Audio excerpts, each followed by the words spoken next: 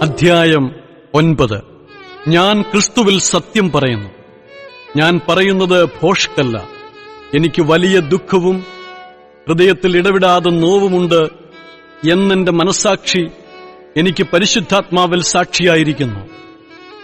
ജഡപ്രകാരം എന്റെ ചാർച്ചക്കാരായ എന്റെ സഹോദരന്മാർക്ക് വേണ്ടി ഞാൻ തന്നെ ക്രിസ്തുവിനോട് വേർവിട്ട് ശാപഗ്രസ്തനാകുവാൻ ഞാൻ ആഗ്രഹിക്കുമായിരുന്നു.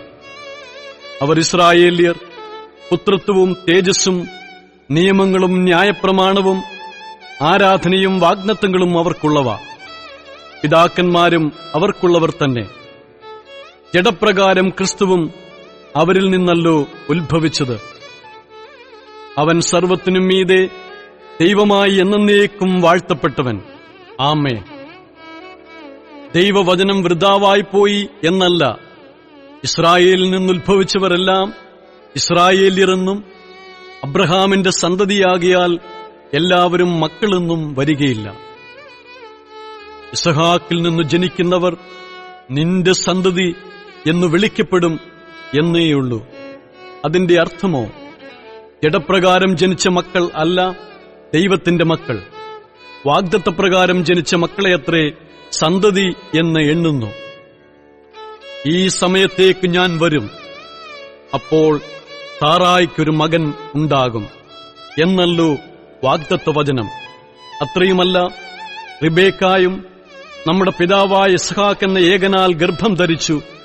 കുട്ടികൾ ജനിക്കുകയോ ഗുണമാകട്ടെ ദോഷമാകട്ടെ ഒന്നും പ്രവർത്തിക്കുകയോ ചെയ്യും മുമ്പേ തിരഞ്ഞെടുപ്പിൻ പ്രകാരമുള്ള ദൈവനിർണയം പ്രവൃത്തികൾ നിമിത്തമല്ല, വിളിച്ചവന്റെ ഇഷ്ടനിമിത്തം തന്നെ വരേണ്ടതിന് മൂത്തവൻ ഇളയവനെ സേവിക്കും എന്നവളോട് അരുളി ചെയ്തു.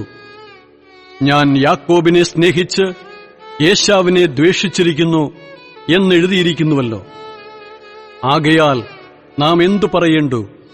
ദൈവത്തിന്റെ പക്കൽ അനീതിയുണ്ടോ? ഒരു നാളും ഇല്ല. എനിക്ക് കരുണ തോന്നേണം എന്നുള്ളവനോട് കരുണ തോന്നുകയും എനിക്ക് കനിവ് തോന്നേണം എന്നുള്ളവനോട് കനിവ് തോന്നുകയും ചെയ്യും എന്നവൻ മോശയോട് അരുളി ചെയ്യുന്നു. അതുകൊണ്ട് ഇച്ഛിക്കുന്നവനാലുമല്ല, ഓടുന്നവനാലുമല്ല, കരുണ തോന്നുന്ന ദൈവത്താലത്രേ സകലവും സാധിക്കുന്നത്.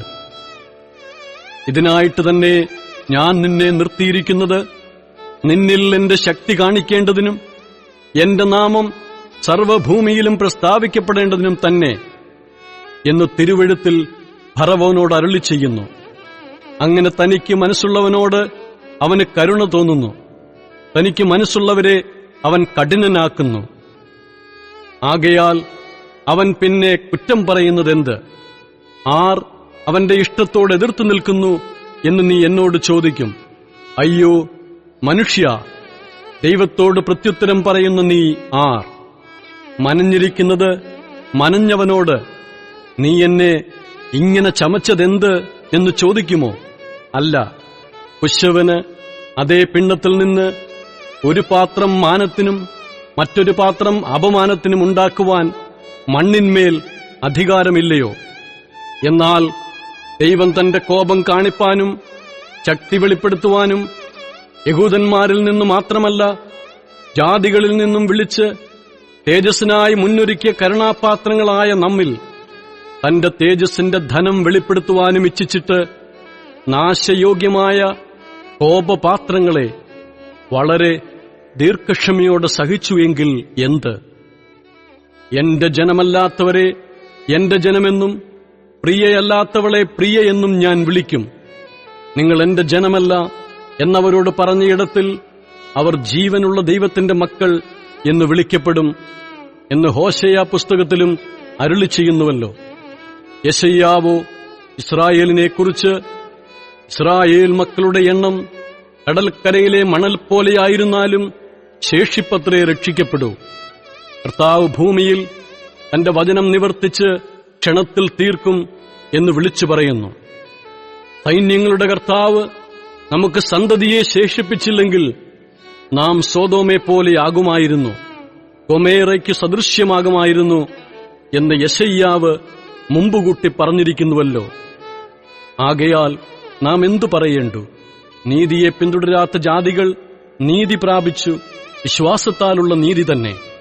നീതിയുടെ പ്രമാണം പിന്തുടർന്ന ഇസ്രായേലോ ആ പ്രമാണത്തിങ്കൽ എത്തിയില്ല.